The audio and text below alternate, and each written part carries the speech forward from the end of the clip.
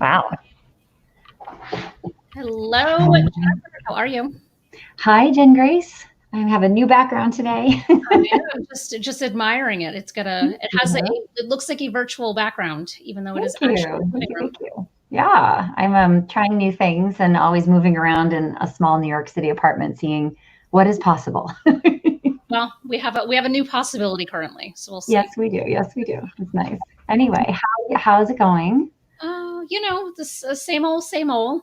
Mhm. I was just preparing a speech for the Nonfiction Writers Association conference on Wednesday, which I'm Oh, super excited about. that is Um, really neat. Yeah, I get to talk about the traditional versus hybrid versus self-publishing paths to kind of educate Perfect. people on what one might make sense for them. So Mm-hmm. that's my excitement. I'm like, I should probably prepare for that since it is indeed on Wednesday. So Yes, and even if you didn't, though, you know the topic so well, you could just. I just wanted to have slides that were pretty to go with my talking. So That's very yes, smart.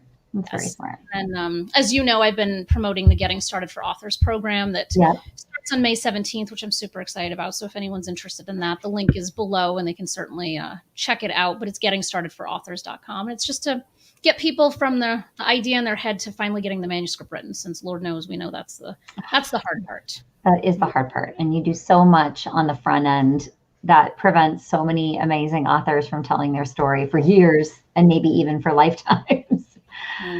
So yeah, people have to taking that first step is the hardest part. Yep, indeed. Yeah. And so that's what's in my world. How about you? You have Cool. a program starting soon, right?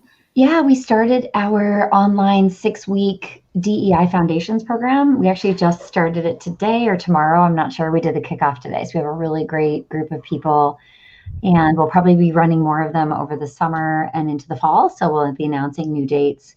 So stay in touch with us at jenniferbrownconsulting.com and investigate this as an option to kind of like what you just said. And we were just talking about that first step on your journey. Because you may imagine, just like for you, you may be an author someday. You may be, in my case, a DEI practitioner where this is your job. So this is a great first step, or also a great refresher, I guess, when you've been kind of orbiting the work, but you want to deepen and personalize it, which is so important to our effectiveness. Yeah. So everybody should stay in touch with us at the website and just make sure you keep an eye out for new dates and discounts. Yes, all the good stuff. Yeah, all the links are below and all that fun stuff. Yes, all that jazz. Yep. But I want to dive into today's conversation. So I'm going to bring Suzie. Hello. You're here. Hello. Hi, Suzie. How are you both? We're great. It's great to be here. You. Yeah, it's good to have you on. And our title is How to Weather Any Storm, which really has so many different kind of meanings to it. But before we dive into all of the richness of that, can you just kind of give a high level of what it is that you do? Sure. Well, I wear a lot of hats, but primarily for what we're going to talk about today, I am the host of the Curves Welcome podcast, which is a podcast that talks about facing and embracing life's curves. And I talk with guests. I have a few guests on recently that we talked about these very topics of weathering storms, of living your best life in the face of adversity, in the face of challenges, and things of that sort. So I do that. I also am a film producer, and I have a film production company called Sunny Bee Productions. And in that, I cater to authors who want to do a different twist on book trailers, where I interview them and I put together a beautiful 5-minute summary of their book and them as an author. So I do that, and I also work at UMBC as a film producer. So I do a few of those things, and I write books. I'm a novelist. A lot of them. So I write books in the genre of women loving women, and it's contemporary fiction. Some of them are romance. So yes. Wow. And do you write under your name or do you write under a pen name? Suzie Carr is my pen name. It's my middle name and part of my last name. And right. And so I do a couple of live shows with my real name, which is Denise. Oh, yeah. Is that a custom as a fiction writer, or is it something specific to your topic? I think that there are many of us who write under pen names. And the reason I chose to do that 10 years ago when I first began publishing my books is because I wanted to be able to separate my fictional books from my professional life because they're very different. And in film production and social media management for a university, I also write books under my real name for marketing. So I didn't want to confuse my readers because when people want to buy a Suzie Carr book, they don't want to read a book about marketing, right? Or vice versa. Yeah, or vice versa. So I think it's important that I separate the two so that I can have that the audience knows where they're supposed to be. Yeah. Oh, that's so cool. Do you ever feel like it's like split identities in some way? Because I never in a million years would have thought that your name is your pen name ever. And I feel like we've been orbiting the same spheres for a very long time. Exactly. I will say that in the beginning, it was a challenge. It was a definite challenge because I feel like my pen name, Suzie Carr, when I am wearing my Suzie hat, I'll call it, I feel more outgoing, more confident. It gives me that feeling of being able to have that lift that I need in order to speak. Because as a child, I was a very shy child. Under, my real name, Denise. Denise was a very shy child. And it took me a long time to find my voice. And when I present as Suzie Carr, when I write as Suzie Carr, when I host as Suzie Carr, I feel like I don't have that baggage from my former life where I was shy. But now, as I've entered my 50s, I've learned to kind of marry the two of myself together, and I'm one and the same. And now I feel like Suzie and Denise are the same person. We just write different books. That's so cool. Yeah. Really cool. That is so amazing. We talk a lot about finding our voice on this show, but that's a really interesting twist to have these personas that enable you to grow and evolve into something you're uncomfortable with, and then once it's yours and you can embody it, then you bring these pieces together because they don't need to be so separate anymore. I mean, do you also feel there was a degree of stigma given what you write about, women loving women? Can you talk a little bit about what the history is of that, and there must be, imagine, many ceilings you cracked through, and other writers that write on taboo topics, if you will. I mean, it might sound strange to younger people listening to this, but it wasn't something we could find years ago. Exactly. When I came out in the early 90s. So 10 years ago, when I first published my novel, The Fish Room, it was a brand new landscape for me. Like, obviously, this literature has been around for decades, and so many women have brought it to what it is today. So we have them to thank for that. And for me, I entered it at a time when ebooks became a thing, Kindle became a thing, and it gave us all new ground to be able to self-publish and put our work out there. And so in terms of stigma and all that, I can't say that I ever really ran into that because the environment for women loving women fiction has been so, for me, welcoming. There was a time, I will say, in the probably 2014, I think it was exactly, I came out in a blog post and I announced that I was bisexual, not lesbian. And because I had never really been vocal about that, I didn't think I needed to be. But I felt at that time, a friend of mine said, why don't you just be honest with who you are? And so I did. And I had some backlash and my book sales went way down. I had gotten some hate mail. And because at the time, the literature landscape for lesfic wasn't, well, maybe it wasn't as open to women loving women, whoever you are, however you identify. It wasn't as open as it is today. Today is a very different world. I am so grateful for the way we are today as a community, very welcoming. And I don't feel that same level of anxiety to be who I really am out there in the world. Wow. So yeah, we've come a long way. Yeah. Thanks to a lot of great people. Yes. We are more inclusive as a community, which we've always needed to be, but unfortunately, just because you're in a marginalized community doesn't mean you have everything figured out or you always walk the talk. Exactly.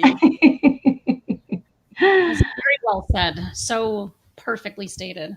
Thank you. Mm. Who And is I feel like who is this kitty that we have here? We have a friend. this is Peaches. Hi, Peaches. Oh, now of course she's Oh, gonna scared walk away. Peaches away.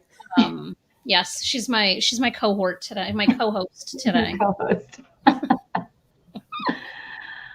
So I feel like how to weather any storm, really, that could have been one of the many storms that you yourself have weathered. So how did you end up working with people around this specifically? Well, it's interesting. For 2 years after that happened, I took that blog post down. I completely shut down and I had to hide myself who I was again. And so it's a weird place to be when you can't just talk about who you're married to because somebody might think that's wrong, that you're writing certain books and you're not married to the right sex. And it took a while for that. And so for 2 years, I lived my life not really sure who to be, how to show up in the world. And it was a lady, Alex, her name is, from the show The Naked Truth, and it's a popular talk show out in Africa. She invited me on her show, and The Naked Truth is all about being naked in the sense that not being afraid to be who you are. And so thanks to Alex, she was the one who pulled that out of me and helped me to be back out as myself, not being afraid to live my life boldly and out loud and being who I am. And it was on her show that I told my story again. And I was really afraid I was going to have that backlash again because I felt like I came out again. And she was wonderful, accommodating, encouraging. And ever since then, at that point, everyone's like, oh, that's awesome. Yeah. And after that, no issues whatsoever. The world had seemed to change in those 2 years. Thank goodness. Yes. Yeah. Oh my goodness. And so we were talking earlier about weathering storms. I mean, you talk about a storm of the ages this past year. And we were talking about what you learned about how people want and need to be supported in the storm of our lives and of our society and all these, sort of macro storms we're experiencing and then on the personal level. But I just wanted to hear you talk again about what you adjusted in your approach, because I think there's something so important in that about how meeting people where they're at, with no ego about it and no, in a way, not knowing how to anticipate where someone is, and yet like being in relationship with someone in a supportive capacity, and when we're all going through so much. I thought you had a lot of wisdom on that. So. Well, we talked before we went live, we were talking behind the scenes about how COVID had sort of changed the landscape of my podcast, Curves Welcome, in that prior to COVID, my podcast was very much about like rah rah, cheerleader, live a positive life, nothing should get you down. Yeah. And then COVID hit and I felt down. COVID hit and I was under lockdown and really feeling isolated. I got depressed. I had a lot of, just a lot of anguish, totally isolated from friends and family. And thankfully I'm married to a wonderful person. So that was really helpful, but still, I was used to being more of a social person. So it was a really big adjustment. And I was afraid for my life. I was afraid for everybody's life. So at that point, I had to re-examine what Curves Welcome podcast was going to be about, because what people were experiencing, I felt we all were experiencing similar things. And I personally didn't want to see the motivational podcasts out there. I didn't want to listen to those anymore. I didn't want to listen. I didn't want to see quotes about live your best life. Oh, everything's fine. Just have a positive attitude. And I always felt kind of like, that's actually putting people down by saying you have something wrong with you because you're feeling this way. And that's when it hit me that we need to embrace the moment for what it is. And you made a good point, Jen, when you said meeting people where they are, because people were in a down place. And for me to come in and assumed that I could lift them up by saying something inspiring felt wrong, because nobody was doing that for me either. So that's when I shifted and I started doing some interviews with people and having some real conversations, some raw, authentic conversations, and myself not being afraid to admit that I didn't have all the answers and I was scared and I needed some help to figure out how I'm supposed to live my best life when I don't know where life is taking us. And that I came from a space, I entered a space where it was a new landscape and a new opportunity to be able to go a little deeper on what really matters in life. And that's when I realized things that I thought mattered really didn't. I really believe that I was doing things in my life that I thought at one point were bringing me happiness and purpose. But in retrospect, a lot of it was ego driven. Mm. And I took a step back and took some time to reflect. And I thought, what do I really want to do in this world? And I felt like other people were asking themselves that same question. In a time when the world was falling apart for a lot of people, a lot of us were wondering, what is the point of all of this? Mm. And I think that sharing that humanity, those feelings of not knowing, is the first step. Opening up that dialogue. And then for me, I decided to do totally different things with my life. I started graduate school, 51 years old, became a graduate student. I started a new live show with my graduate advisor. That Doing live shows would have scared me.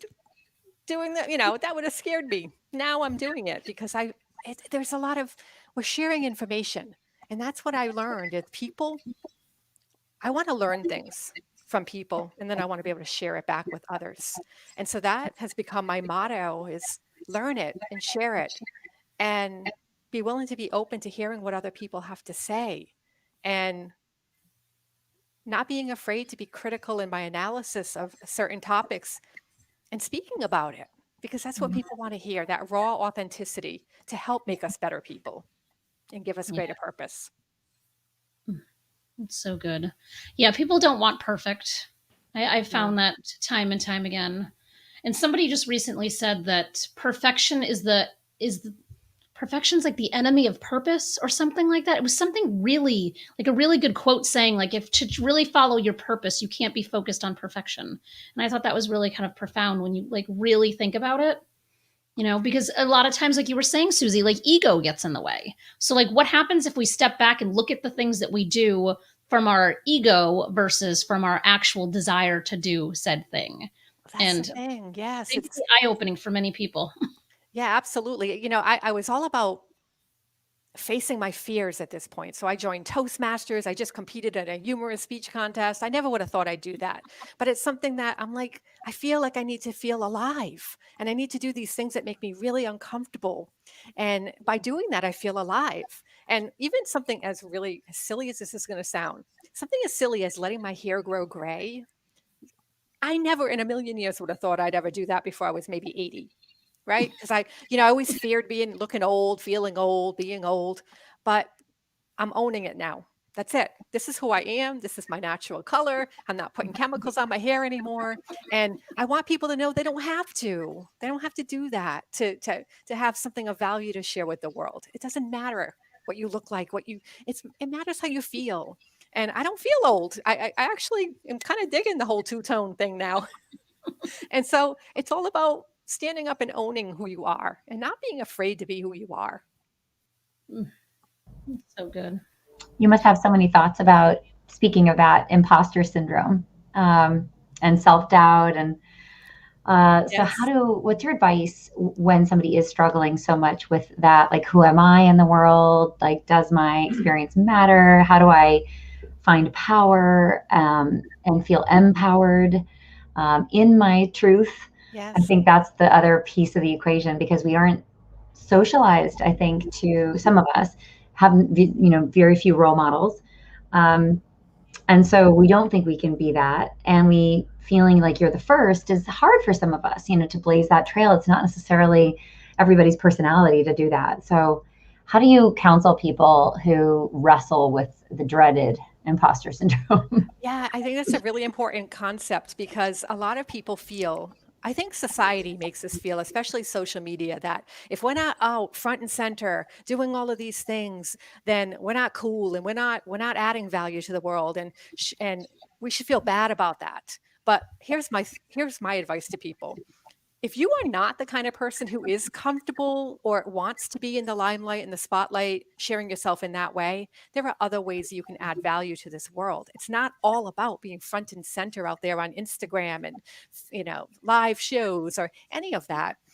It's really about finding out what your value is, because we all have value. And that's the thing. We all have value. And one person's value doesn't negate another person's value. In other words, there shouldn't be comparisons.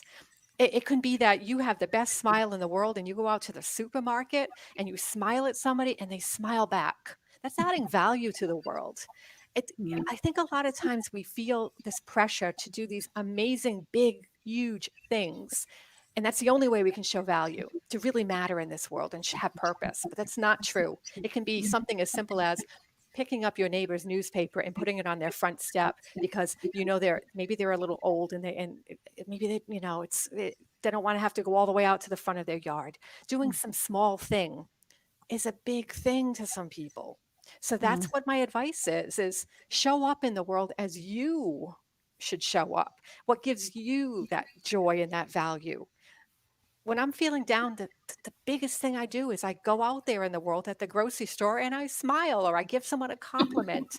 And that's what I did throughout this whole COVID thing to make myself feel like a human being again, to feel connected is, I love your hair. You have a great smile. Start a conversation, by the fruit stand. I love it. I love oranges. I don't know how to tell what makes a good orange. Can you tell me? Anything to get people to feel like they have value, that you're seeking their value. It's so good. I wish we had more time because I feel like there's so many levels of goodness that we could go down, but we unfortunately do not have enough time. I just love the idea of just smiling at somebody at the grocery store. I do too. It's so simple.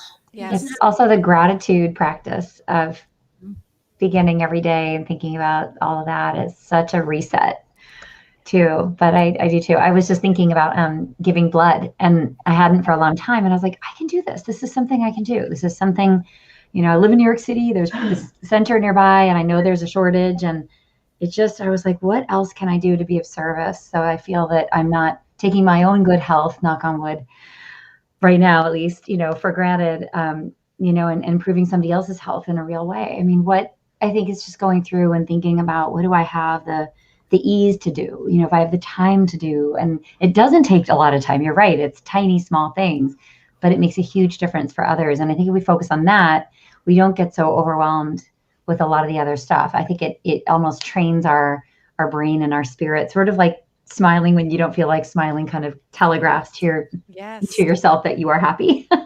Make it about others. Make it about others, and you can never go wrong. I think that's so true. Thank you, Suzie. This was just great. I appreciated meeting you and hearing about your work. And thank you for writing the fiction you do and contributing to the stories about women loving women, which is we can never have enough of. I know there's still a lot of a gap to close on that. So it's just fabulous to hear about your success.